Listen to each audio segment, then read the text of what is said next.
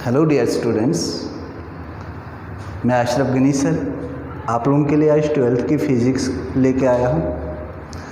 तो हमने क्लास में जितना भी पढ़ा था हम वो साइड में रख के चैप्टर 1 से ही आज स्टार्ट करते हैं।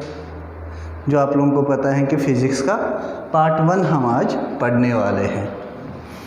तो सबसे पहले पार्ट 1 स्टार्ट करने से पहले हमें पता होना चाहिए कि पार्ट 1 में कौन कौन से चैप्टर हैं। तो पार्ट 1 जो है 12th का वो पूरा इलेक्ट्रोमैग्नेटिज्म है। सबसे पहले हम लिखेंगे इलेक्ट्रोमैग्नेटिज्म।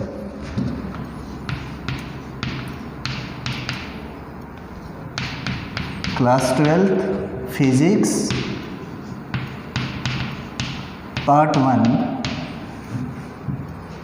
इंट्रोडक्शन।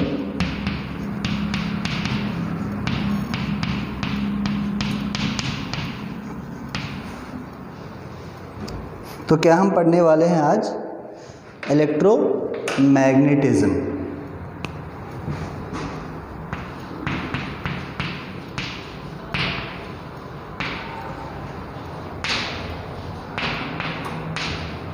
इलेक्ट्रोमैग्नेटिज्म के बारे में आप लोगों ने 10th में शायद थोड़ा देख लिया होगा कि इलेक्ट्रिक फील्ड से हम मैग्नेटिक फील्ड जनरेट कर सकते हैं, मतलब चेंजिंग इलेक्ट्रिक फील्ड से। एंड इसी तरह मैग्नेटिक फील्ड से हम वापस इलेक्ट्रिसिटी जनरेट कर सकते हैं। तो उसी चीज़ को हम बोलते हैं इलेक्ट्रोमैग्नेटिज्म। या अगर हम डिफाइन करें इसको तो हम ये बोलेंगे branch of physics which deals with the forces या electromagnetic forces on a charge is known as electromagnetism. बात क्लियर है क्या? वो ब्रांच ऑफ फिजिक्स जिसमें हम कहेंगे, क्या कहेंगे कि एक चार्ज पर कौन कौन से फोर्सेस है। अब सर चार्ज पर कौन कौन से फोर्सेस हो सकते हैं, वो डिपेंड करेगा बिहेवियर ऑफ चार्ज, कि चार्ज रुकी हुई है या चार्ज मूव कर रही है। तो सबसे पहले आप लोग डेफिनेशन लिखो मेरे साथ साथ। इलेक्ट्रोमैग्नेटिज्म क्या होता है? Branch of physics, branch of physics which deals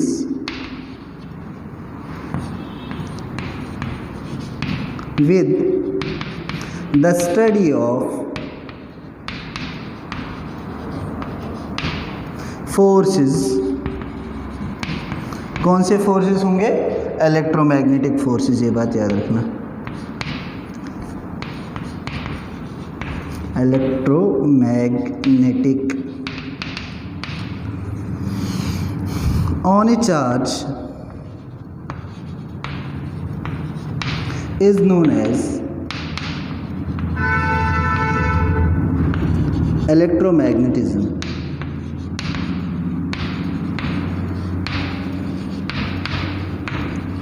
बात क्लियर है क्या? मतलब फिजिक्स की वो ब्रांच जो डील करेगी चार्ज के साथ। मतलब हम क्लास 12th की फिजिक्स 1 में चार्ज के अलावा आई थिंक कुछ और पढ़ने वाले नहीं है। चार्ज रुकी हुई है तो इलेक्ट्रोस्टैटिक्स पढ़ेंगे, चार्ज यूनिफॉर्मली चल रही है तो हम पढ़ेंगे करंट इलेक्ट्रिसिटी, ओके। और उसके इफ़ेक्ट्स मतलब हीटिंग इफ़ेक्ट, मैग्नेटिक इफ़ेक्ट, और थोड़े मैग्नेट्स पढ़ेंगे, अर्थ का मैग्नेटिज्म, और उसके बाद EMI एंड AC। और अगर चार्ज एक्सेलरेट होगी, EMI तक हम यूनिफॉर्म चार्ज पढ़ते हैं, और अगर चार्ज एक्सेलरेट होगी तो हम पढ़ेंगे कौन सा? EM waves.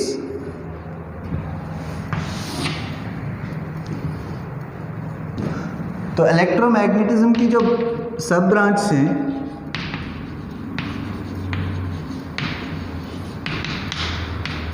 इलेक्ट्रोमैग्नेटिज्म समझ में आया। तो इलेक्ट्रोमैग्नेटिज्म की जो बाकी हैं, अगर हम देख लेंगे चार्ज या तो रेस्ट पर होगी तो मतलब हम पढ़ेंगे इलेक्ट्रोस्टैटिक्स, या तो चार्ज मोशन में होगी उसको हम बोलते हैं इलेक्ट्रोडायनामिक्स। Dynamics, DYNAMICS, okay. तो इलेक्ट्रोस्टैटिक्स अगर चार्ज रेस्ट पर होती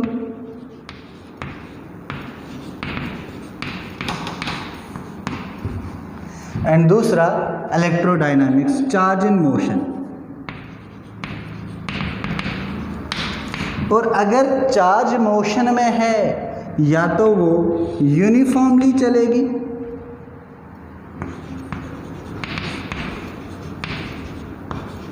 या तो वो नॉन यूनिफॉर्मली मतलब एक्सेलरेटेड होगी। फिर से इलेक्ट्रोमैग्नेटिज्म में हम स्टडी ऑफ चार्ज करेंगे।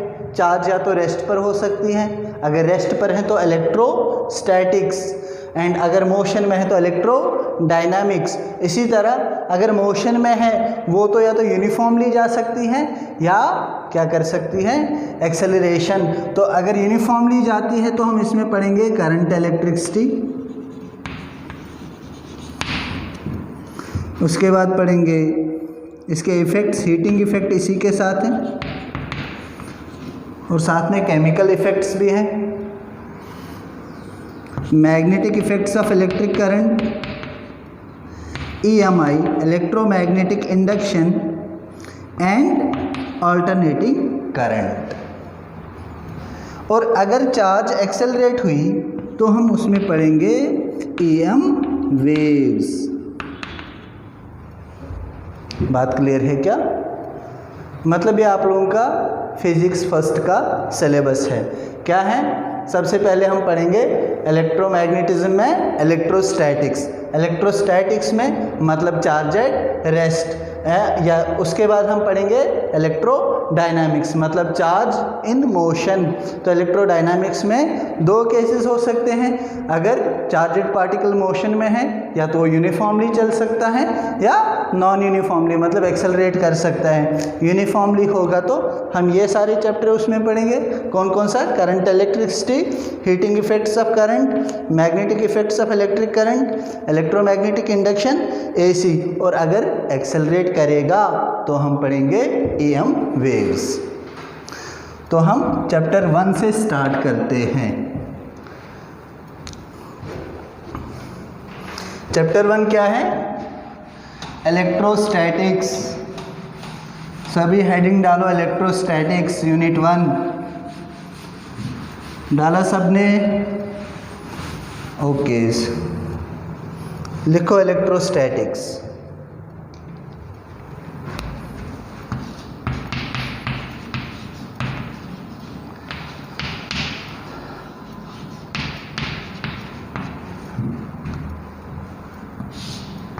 As the name suggests, electro मतलब चार्ज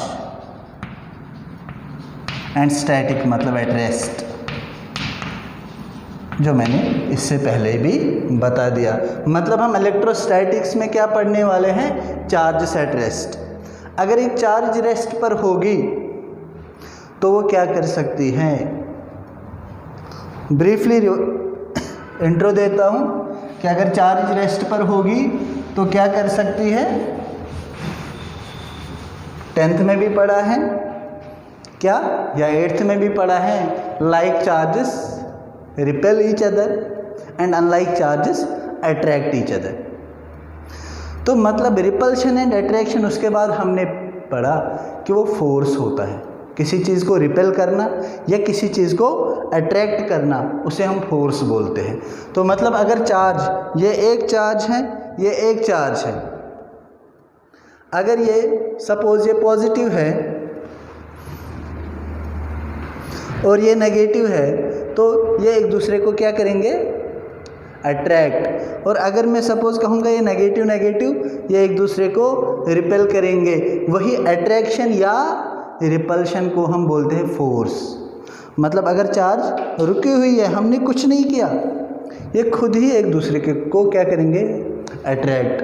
तो मतलब इसमें हम क्या पढ़ेंगे? फोर्स पढ़ेंगे। कौन सा फोर्स? Electrostatic force.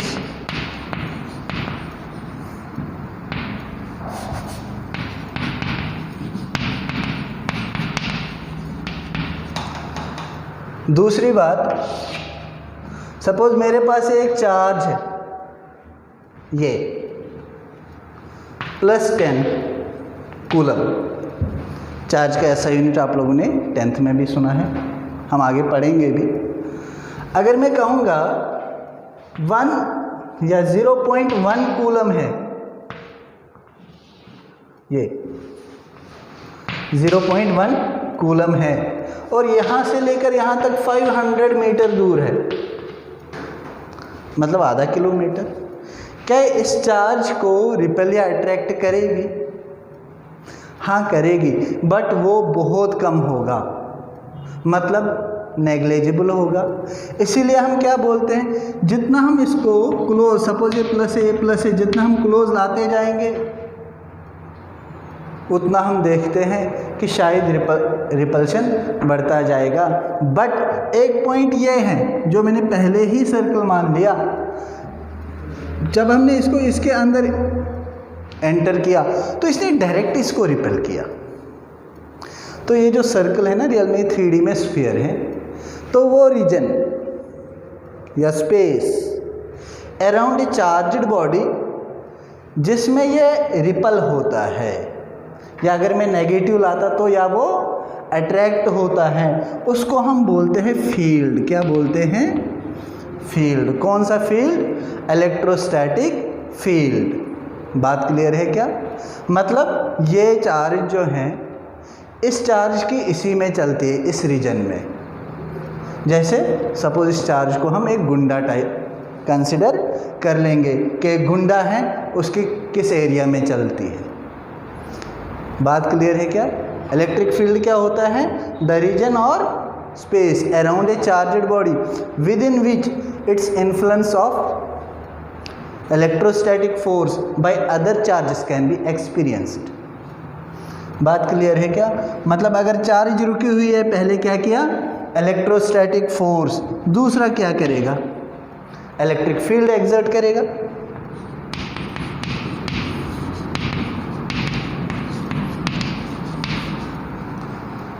बात क्लियर है? अगर हमने अब इसी चार्ज को यहाँ से यहाँ तक लाया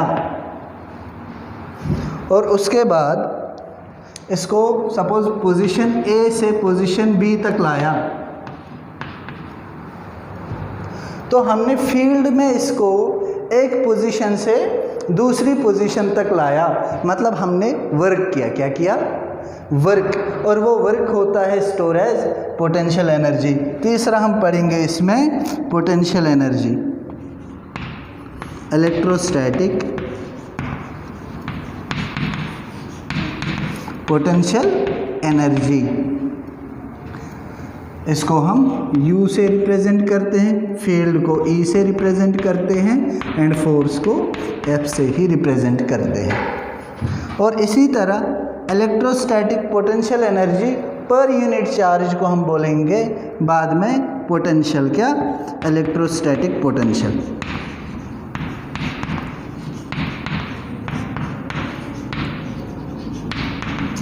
मतलब V। चार्ज, यही तो हमने पढ़ना है। पूरे इलेक्ट्रोमैग्नेटिज्म में हम क्या पढ़ने वाले हैं? सिर्फ चार्ज। तो इसी तरह अगर हम अब इलेक्ट्रोस्टैटिक्स की डेफिनेशन लिखेंगे, अगर हम सिंपल लैंग्वेज में बोलेंगे, study of charge at rest is known as electrostatics. तो अगर हम एनसीईआरटी की ओर देखेंगे, बहुत प्यारी सी डेफिनेशन लिखी है, the study of forces, fields and potentials arising due to charges at rest is known as electrostatics. सारे मेरे साथ साथ रिपीट कर लो, इलेक्ट्रोस्टैटिक्स में हम क्या क्या पढ़ने वाले हैं। सबसे पहले तो हमें चार्ज के बारे में पता होना चाहिए, और जो सिलेबस में है इलेक्ट्रोस्टैटिक फोर्स है, फील्ड है, इलेक्ट्रोस्टैटिक पोटेंशियल एनर्जी है या वर्क है, तो इलेक्ट्रिक पोटेंशियल है।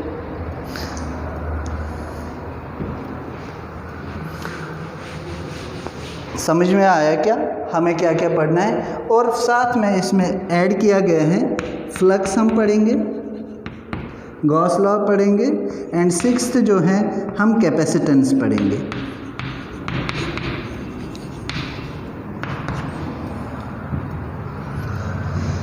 समझ में आया क्या? हमें इलेक्ट्रोस्टैटिक्स में ये सब चीज़ें कवर करनी है, और इसमें अगर हम देख लेंगे मिनिमम 4 क्वेश्चंस आते रहते हैं हर साल।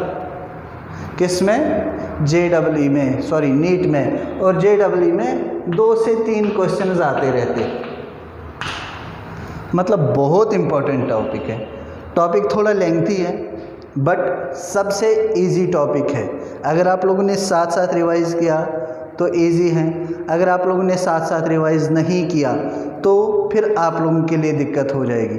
इसीलिए मेरा सबसे पहला टिप है इलेक्ट्रोस्टैटिक्स या इलेक्ट्रोमैग्नेटिज्म पढ़ाते टाइम कि पूरी फिज़िक्स ही कि कुछ भी हो, अगर आप लोगों ने फिज़िक्स को कुछ टाइम के लिए छोड़ दिया साइड में रिवाइज़ करना किसी भी चैप्टर को, आफ्टर 1 और 2 मंथ्स आप लोगों को ऐसा लगता है, क्योंकि मैं 11th-12th में मुझे भी लगता था, इसीलिए बता रहा हूँ कि ऐसा लगता है कि हमने तो वो पढ़ा ही नहीं है, फिर से वो 0 से स्टार्ट करना पड़ता है।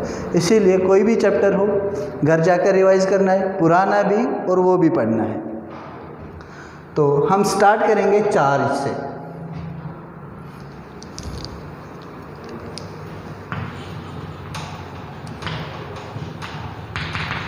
चार्ज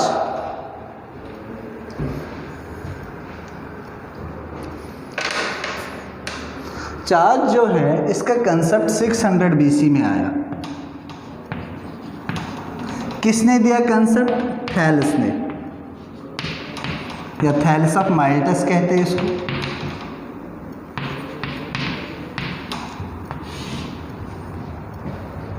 उसने क्या देखा कि एक एम्बर है मटेरियल। एम्बर अगर नहीं देखा होगा किसी ने, क्योंकि वो हमारे इंडिया में नहीं है या वो एशिया में ही नहीं है, तो हम क्या करते हैं कि एम्बर को आप सर्च करके भी देखिए, थोड़ा क्या होता है येलोविश फ्लूइड लाइक, गम लाइक होता है। उसने देखा जब उसे हम फ्रिक्शन करते हैं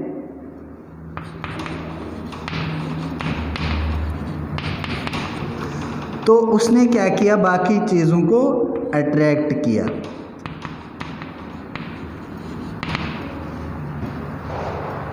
(600 BC की बात है। क्या किया थैलेस ऑफ माइल्टस ने? एम्बर लाया, उसने फ्रिक्शन किया उसको, तो बाकी जो देखा ग्रास वास पेपर और बिट्स, तो उसने देखा वो उसको अट्रैक्ट कर रहा है। उसने कहा कि एम्बर में कुछ हुआ होगा इसीलिए वो अट्रैक्ट कर रहा है। तो एम्बर का जो वर्ड है इसको हम ग्रीक में बोलते हैं इलेक्ट्रॉन, EKTRON। एम्बर जो है इसको हम ग्रीक में बोलते हैं इलेक्ट्रॉन। तो वहाँ से ही चार्ज वर्ड का ओरिजिनेशन हुआ।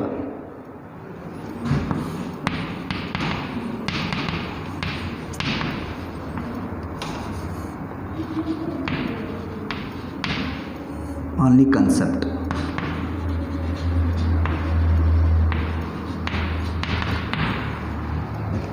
बात क्लियर है क्या? पूरी हिस्ट्री है, लिखने की नीड नहीं है, but for your additional knowledge फिर से याद रखो 600 BC मतलब चार्ज को चार्ज ही क्यों बोलते हैं। बात क्लियर है क्या? ये हमें समझ में आना चाहिए कि 600 BC में थैलेस ऑफ माइल्टस ने क्या किया, एम्बर को रब किया। उसने देखा एम्बर बाकी चीज़ों को अट्रैक्ट कर रहा है, तो एम्बर का ग्रीक वर्ड, एम्बर जो है ये एक ग्रीक वर्ड है जिसका मतलब है, जिसको हम ग्रीक में क्या बोलते हैं, इलेक्ट्रॉन। तो वहाँ से ये हमें चार्ज का कंसेप्ट आया।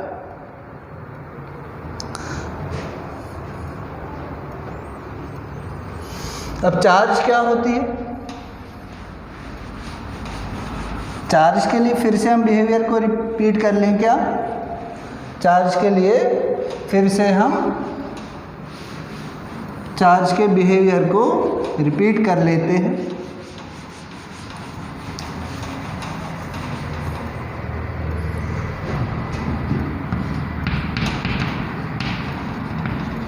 फिर से मैं बताता हूँ जल्दी में ताकि आप लोगों को रिवाइज हो जाए।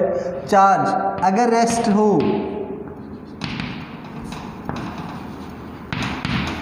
या अगर मोशन में हो, मोशन में मतलब यूनिफॉर्म या एक्सेलरेटेड,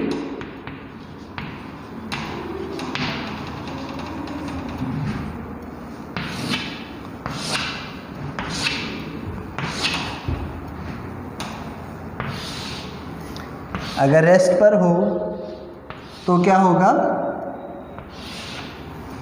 इलेक्ट्रोस्टैटिक्स।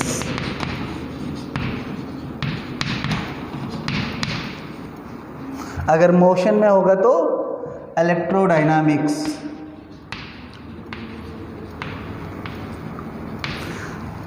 इसमें हम पढ़ेंगे फोर्सेस, फील्ड्स एंड पोटेंशियल्स। अगर यूनिफॉर्म चल रहे तो current, electricity, heating effect, magnetic effect, EMI and AC।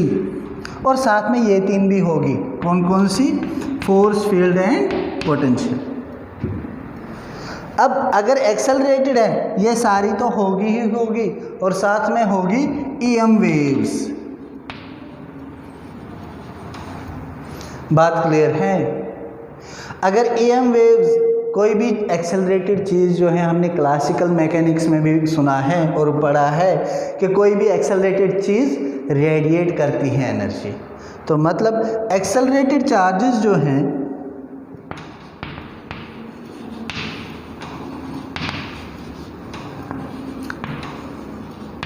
Radiate energy.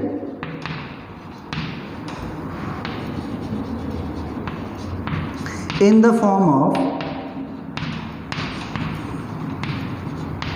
EM waves. बात क्लियर है क्या?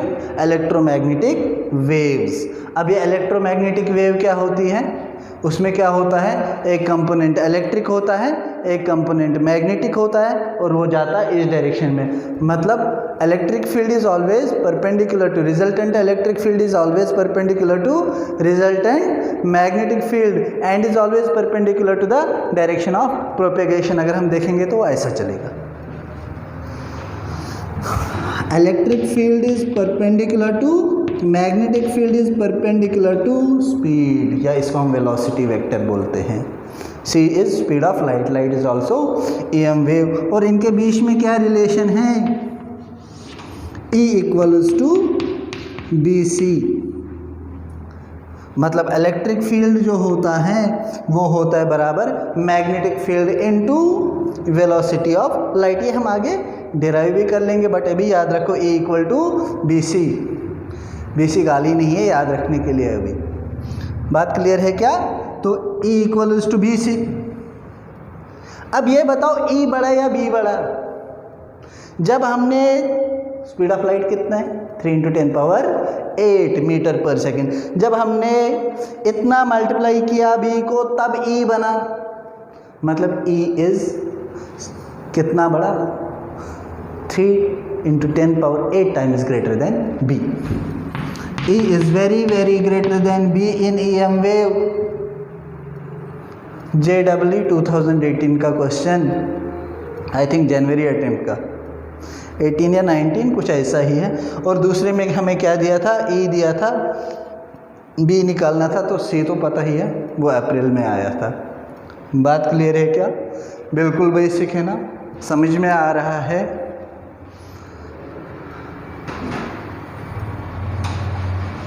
पहुंच कहाँ गए थे हम? चार्ज को डिफाइन करने। चार्ज को डिफाइन ऐसे किया जाएगा कि अगर चार्ज रुकी हुई है तो इलेक्ट्रोस्टैटिक एप्लीकेशन, अगर चलती है तो इलेक्ट्रोडायनामिक एप्लीकेशन। मतलब charge is the property of matter due to which a सारे इफेक्ट्स आर प्रोड्यूस्ड।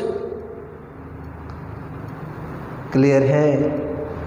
तो मतलब अगर चार्ज को डिफाइन करना है तो charge is the property of matter due to which electrical and other related effects are produced. Definition लिखो सारे मेरे साथ। क्या लिखोगे? Definition of charge. Charge is the property of matter due to which electrical and other related effects are produced.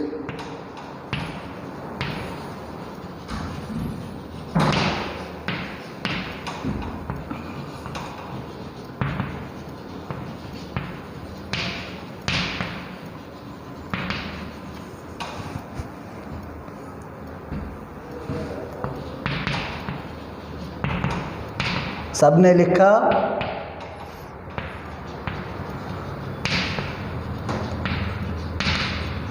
related effects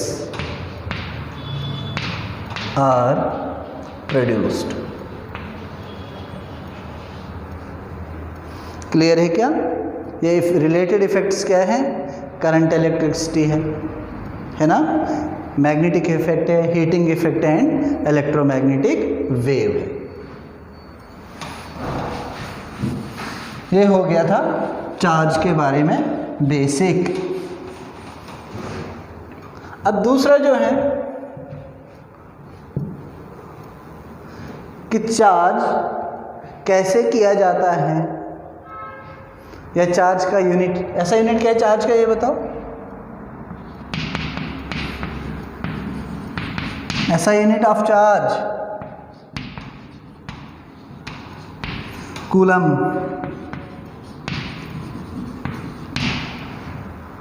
capital C से represent किया जाता है, और बाकी unit CGS unit AB coulomb या एब्सोल्यूट कूलम। इन दोनों के बीच में रिलेशन क्या है? 1 coulomb equals to 1/10 of AB coulomb.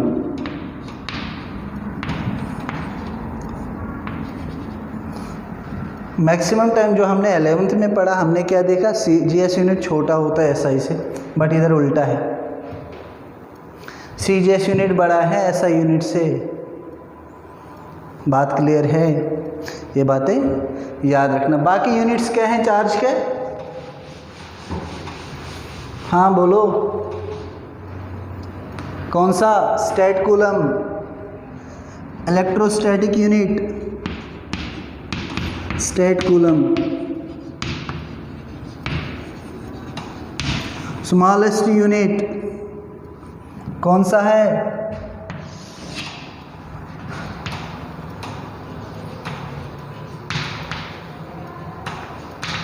जिसको हम EMU भी बोलते हैं, इलेक्ट्रोमैग्नेटिक यूनिट। और लार्जेस्ट यूनिट कौन सा है?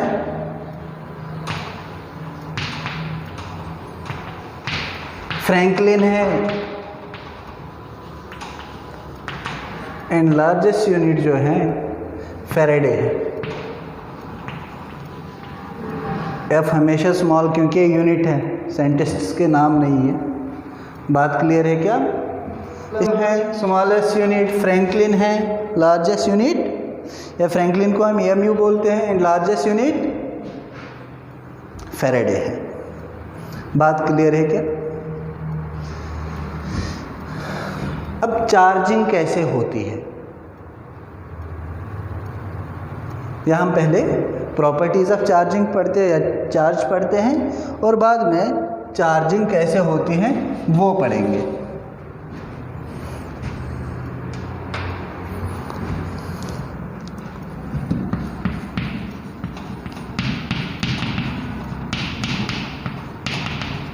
प्रॉपर्टीज नंबर 1, चार्ज जो है स्केलर है।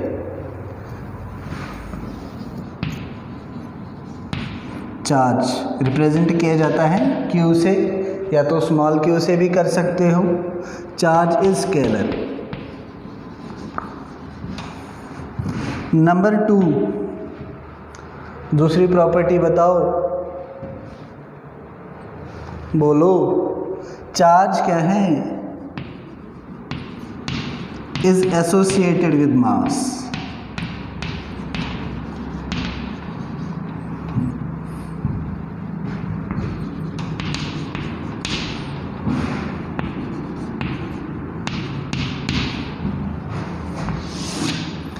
एक्चुअली चार्जिंग होता कैसे है, ये स्टेप हमें उसी से समझ में आएगा। फॉर एग्जाम्पल ये एटम 1 है,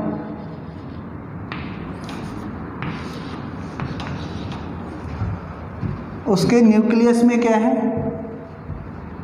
ये न्यूक्लियस है। न्यूक्लियस के अंदर क्या क्या होता है? अरे 9th में तो पढ़ा है यार। क्या क्या होता है? न्यूक्लियस के अंदर होते हैं neutrons and protons. Number of protons is called atomic number, वही है ना,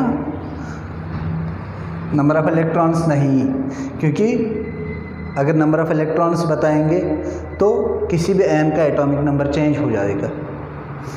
तो इसी तरह न्यूक्लियस के अंदर होता है neutron plus proton, collectively known as nucleon. Nucleus के अंदर क्या होता है, एक होते हैं न्यूट्रॉन और एक होता है, मतलब एक नहीं बहुत सारे होते हैं, न्यूट्रॉन्स होते हैं और प्रोटॉन्स होते हैं।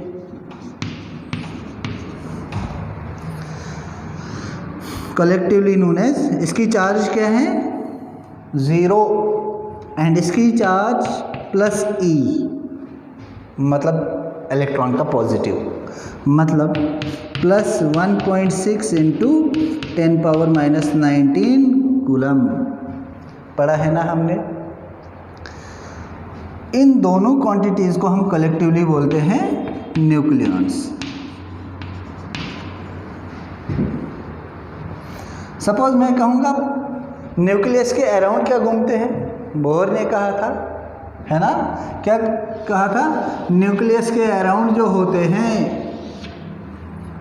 कौन होते हैं, इलेक्ट्रॉन्स, वही रिवॉल्व करते हैं अराउंड द न्यूक्लियस। पहली शेल में 2 होते हैं,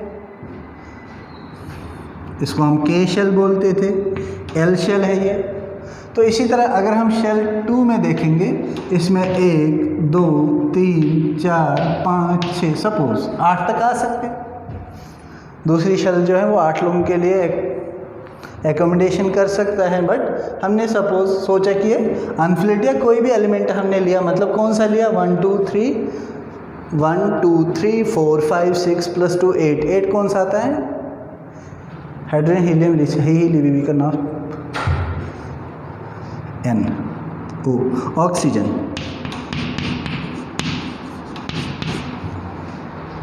बात क्लियर है क्या।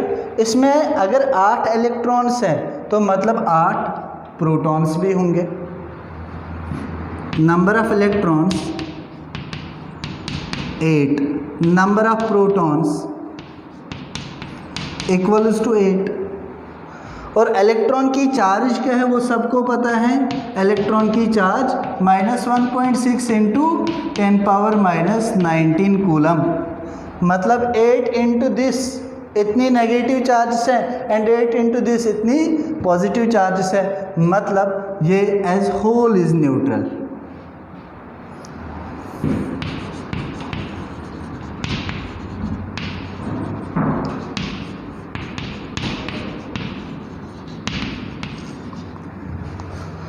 अगर मैंने इसको चार्ज करना है, क्लियर है क्या, अगर मैंने इसको चार्ज करना है, प्रोटॉन निकालना मेरे बस की बात नहीं है, क्योंकि प्रोटॉन जो है वो न्यूक्लियस के अंदर है and nuclear force is the strongest force of the universe. तो मैं क्या करूँगा, इलेक्ट्रॉन एक निकालूंगा। क्या कर सकता हूँ, एक इलेक्ट्रॉन निकाल सकता हूँ, और अगर मैंने एक इलेक्ट्रॉन निकाला तो नंबर ऑफ इलेक्ट्रॉन्स कितने रहेंगे 7 एंड नंबर ऑफ प्रोटॉन्स 8, मतलब पॉजिटिव चार्जेस ज़्यादा हो जाएगी, मतलब ये पॉजिटिव हो जाएगा। और इससे निकाल के जिस पार्टिकल या जिस एटम को हम वो इलेक्ट्रॉन देंगे वो इलेक्ट्रॉन एक्सेप्ट करेगा, ये डोनर हो गया, वो एक्सेप्टर हो गया, तो उसका मतलब है उसमें क्या हो जाएगा, एक इलेक्ट्रॉन एक्सेस हो जाएगा। अगर उसका एक इलेक्ट्रॉन एक्सेस हो गया तो उसकी चार्ज -e हो जाएगी। बात क्लियर है क्या। अगर ये इलेक्ट्रॉन चला गया इधर से तो इसका मास भी है, इलेक्ट्रॉन का मास कितना होता है, कितना 9.1 इंटू 10⁻⁻31 kg, इसका उतना मास भी लॉस हो गया। इसीलिए हम बोलते हैं कि charge is associated with mass, charge is associated with mass. For example मैं एज होल एटम देखता, वो चार्ज हो भी सकता था, नहीं भी हो सकता था, मतलब मास जो है वो चार्जड होगा भी या नहीं भी होगा, बट जो चार्ज होगा वहाँ मास होना ज़रूरी है। बात क्लियर है। इसी तरह अगर मैं इसको पूरा एक लैटिस की तरह सोच लूँ, स्क्रीन पॉज करके ये सब लिखो। अगर मैंने इसको पूरा एक लैटिस की तरह सोचा, सपोज ये लेट्स 1 है एंड ये लेट्स 2 है। सपोज ये इलेक्ट्रॉन डोनर है और ये एक्सेप्टर है, तो उसका मतलब ये है कि इससे इधर तक कितने इलेक्ट्रॉन जा सकते हैं? 1 इलेक्ट्रॉन जा सकते हैं, 2 electron, 3 electron, 4 electron, 10 electron, 100 electron, lakh electron, million electron. मतलब कितने? फिर से रिपीट करो, 1 2 3 4 5 6 7 8 9 10 हज़ार लाख, मतलब नेचुरल नंबर वाले इलेक्ट्रॉन। तो अगर इसने इलेक्ट्रॉन डोनेट किया, 1 इलेक्ट्रॉन दिया, तो इसने इलेक्ट्रॉन लिया, मतलब इसमें इलेक्ट्रॉन एक ज़्यादा होगा। कंफ्यूज हो गए क्या? फिर से बताऊं क्या? चलो देसी एग्जाम्पल से बताता हूँ, बिल्कुल देसी, देख लो।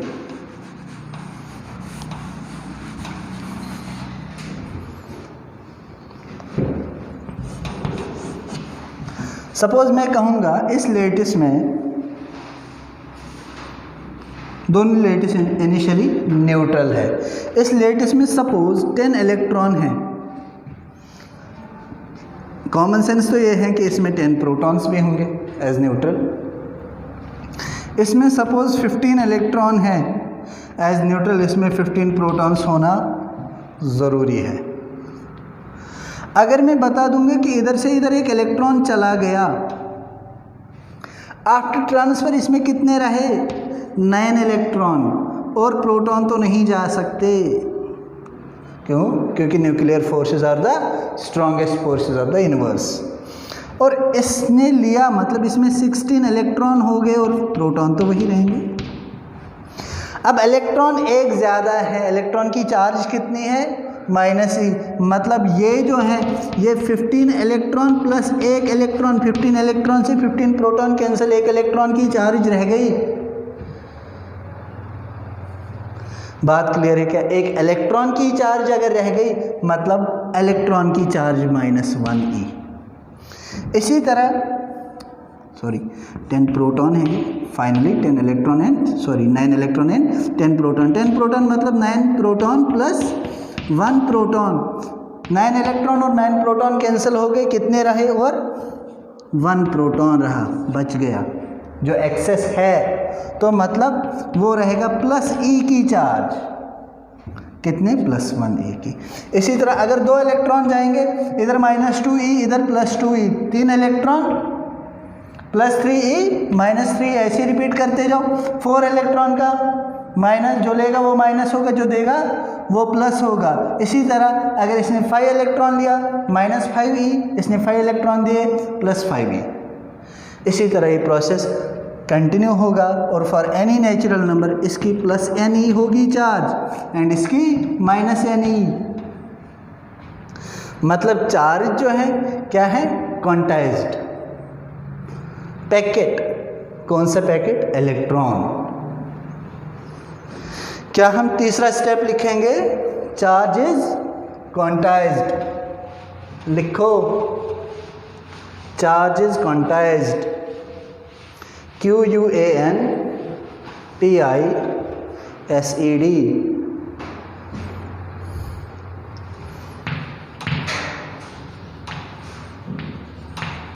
Charge is quantized.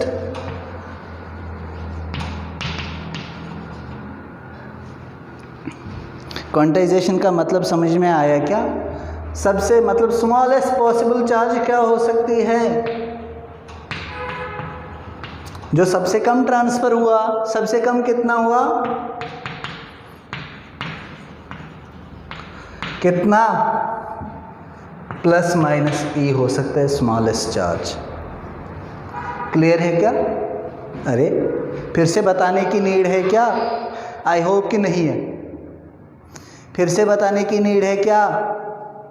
I hope समझ में आया होगा कि क्वांटाइजेशन का मतलब क्या है। क्वांटा का मतलब पैकेट, और एक पैकेट मतलब एक इलेक्ट्रॉन। क्लियर है क्या? मतलब जा सकते हैं 1 electron, 2 electron, 3 electron, 10 electron, 50 electron, lakh electron. तो मतलब चार्ज इज क्वांटाइज्ड का मतलब क्या है कि किसी भी बॉडी पर जो नेट चार्ज होगी वो होगी प्लस माइनस Ne की फॉर्म में। n is natural number. समझ में आया क्या? डेफिनेशन लिखो। चार्ज इज क्वांटाइज्ड का मतलब क्या है? Charge on any body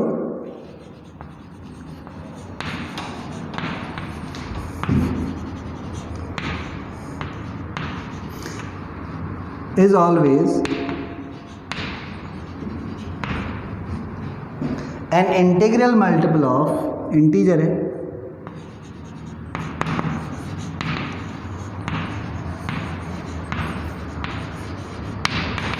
integral multiple of quanta of charge. और क्वांटा ऑफ चार्ज क्या है? इलेक्ट्रॉन या प्रोटॉन।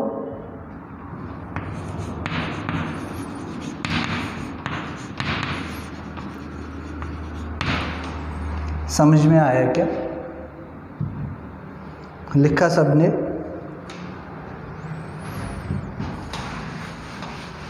लिखो नेक्स्ट।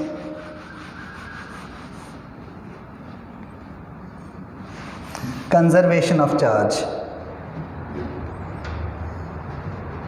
कंजर्वेशन ऑफ चार्ज लिखा सबने? 4th step conservation of charge. अभी मैंने एक एग्जांपल लिया था जिसमें मैंने बताया था 10 इलेक्ट्रॉन 10 प्रोटॉन फर्स्ट में। टोटल चार्ज बिफोर ट्रांसफ़र 0 + 0 कितना होता है? 0। तो इसी तरह टोटल चार्ज आफ्टर ट्रांसफ़र अगर हम देखेंगे, टोटल चार्ज आफ्टर ट्रांसफ़र भी 0 है। क्यों? क्योंकि इसमें 16 इलेक्ट्रॉन + 15 प्रोटॉन, इसमें आया 19 इलेक्ट्रॉन + 10 प्रोटॉन। 15 + 10 कितना हुआ? कितने प्रोटॉन? 25। 16 + 9 मतलब charge before transfer is always equal to charge after transfer. या रिएक्शन से पहले जितनी चार्ज होती है उतनी ही रिएक्शन के बाद भी चार्ज होनी चाहिए। अकॉर्डिंग टू दिस स्टेटमेंट लिखो, according to this statement charge can neither be created nor destroyed but can be transferred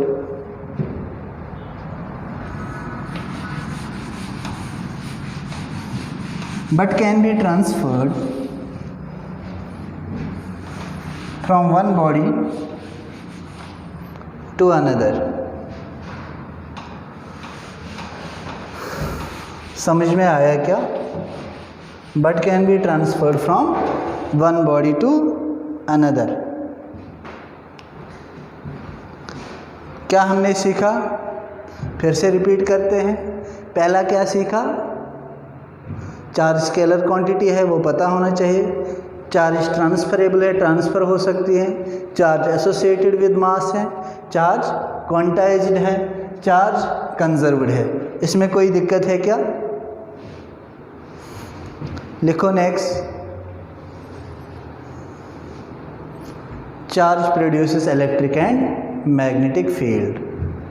ये समझाने की ज़रूरत नहीं है, बेसिक में मैंने एक्सप्लेन किया है।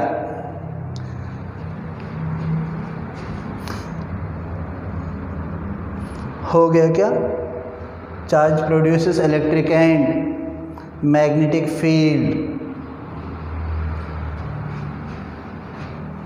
लिखा। अगर रुकी हुई हो तो इलेक्ट्रिक फील्ड, अगर यूनिफॉर्मली चले तो मैग्नेटिक फील्ड। लिखो next. Relativistic invariance of charge.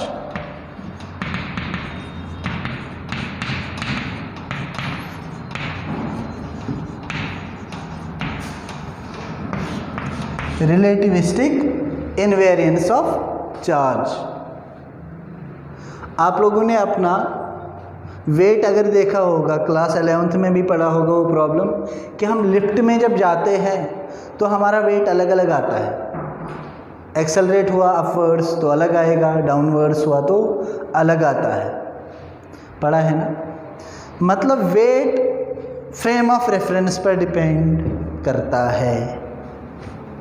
इसी तरह अगर हम देखें, वेट फ्रेम ऑफ रेफरेंस पर डिपेंड करता है।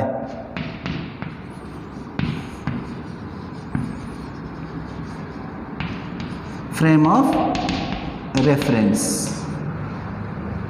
बात क्लियर है क्या?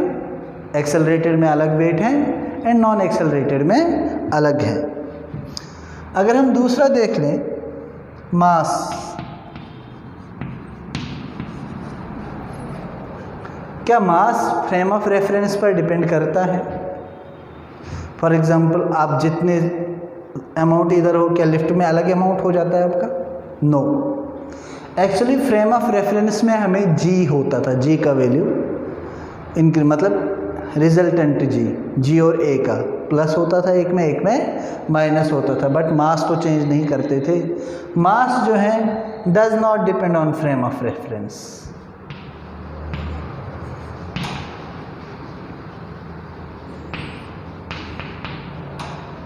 फ्रेम ऑफ रेफरेंस, बट जब किसी चीज़ को हम इतनी स्पीड देते हैं, कितनी, लगभग स्पीड ऑफ लाइट के बराबर, तो उस टाइम उसका मास भी चेंज हो जाता है। पढ़ा है ना 11th में, work power and energy. And mass at that speed is always equal to mass at rest divided by under root of 1 minus v square by c square. तो उसका मतलब क्या है? मास भी रिलेटिविस्टिक इन्वेरिएंट नहीं है, क्योंकि कोई भी चीज़ जो या तो स्पीड के साथ चेंज हो जाए या तो फ्रेम ऑफ रेफरेंस के साथ चेंज हो जाए, उसको हम क्या बोलते हैं? वो रिलेटिविस्टिक इन्वेरिएंट नहीं है। ये दोनों चीज़ें रिलेटिविस्टिक वेरिएंट है। अब बात आई चार्ज की। आगे हम मैग्नेटिक फील्ड में पढ़ेंगे, चार्ज को हम पार्टिकल एक्सेलरेटर में घुमाते हैं, साइक्लोट्रॉन में, उसका वैल्यू चेंज नहीं होता। मतलब चार्ज जो है ना तो वो फ्रेम ऑफ रेफरेंस पर डिपेंड करेगा, ना ही वो स्पीड पर डिपेंड करेगा। इसीलिए हम चार्ज को बोलते हैं ये रिलेटिविस्टिक इन्वेरिएंट है। लिखो, चार्ज रिलेटिविस्टिक इन्वेरिएंट है। Charge is relativistic invariant.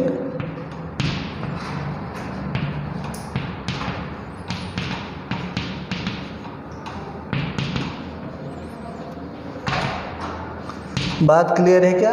Because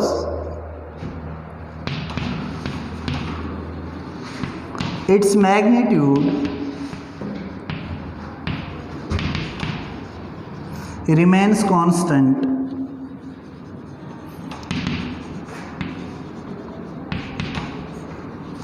in any frame of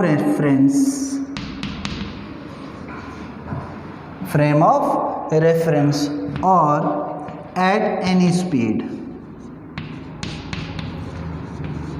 वो चीज़ें जो फ्रेम ऑफ रेफरेंस और स्पीड के साथ साथ चेंज नहीं होते हैं, उनको हम बोलते हैं रिलेटिविस्टिक इन्वेरिएंट। बात क्लियर है क्या? समझ में आया क्या चार्ज के बारे में?